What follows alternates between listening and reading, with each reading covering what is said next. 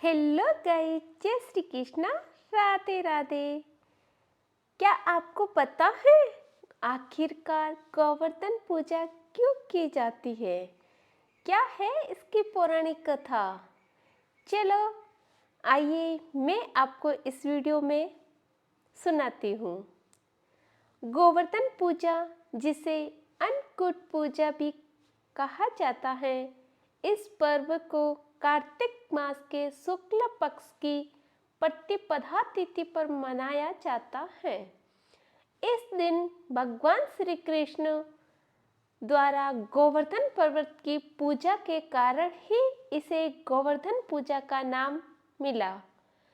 ये त्योहार दिवाली के अगले दिन मनाया जाता है और इसका उद्देश्य प्राकृतिक संसाधनों की पूजा और संरक्षण का संदेश देना है।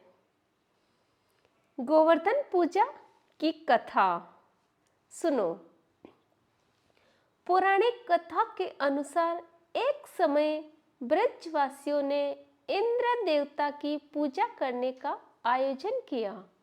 इंद्रदेव वर्षा के देवता माने जाते हैं और इसीलिए सभी लोग मानते थे कि उनकी कृपा से ही वर्षा होगी और फसलें अच्छी होगी। परंतु श्री कृष्ण ने लोगों को यह समझाया कि हमें प्रकृति और अपने परिवेश की रक्षा और पूजन करना चाहिए। उन्होंने कहा कि गोवर्धन पर्वत हमारे मवेशियों और जीवन के लिए अधिक महत्वपूर्ण है, क्योंकि ये घास, जल और अन्य प्राकृतिक संसाधन प्रदान करता है।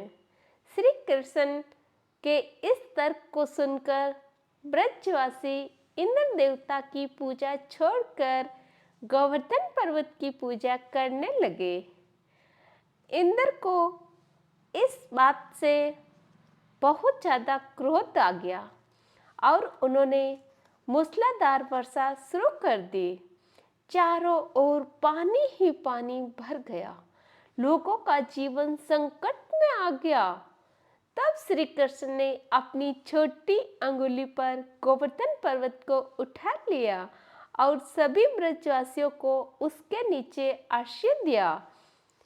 7 दिनों तक श्री कृष्ण ने गोवर्धन पर्वत को उठाकर लोगों की रक्षा की। अंत में इंद्रदेव को अपनी गलती का एहसास हुआ और उन्होंने भगवान श्री कृष्ण से क्षमा याचना की। तब से गोवर्धन पूजा का प्रचलन शुरू हुआ, जिसमें भगवान कृष्ण को गोवर्धन पर्वत के रूप में पूजने की परंपरा बन गई। गोवर्धन पूजा का महत्व सुनो। गोवर्धन पूजा हमें प्रकृति और उसके संसाधनों के महत्व का संदेश देती है। यह पर्व हमें सिखाता है कि भगवान के सृजन का आदर करना चाहिए और उसका सम्मान करना चाहिए। गोवर्धन पूजा के दौरान अन्न, फल और अन्य खाद्य पदार्थ का प्रसाद चढ़ाकर प्रकृति के प्रति आभार व्यक्त किया जाता है।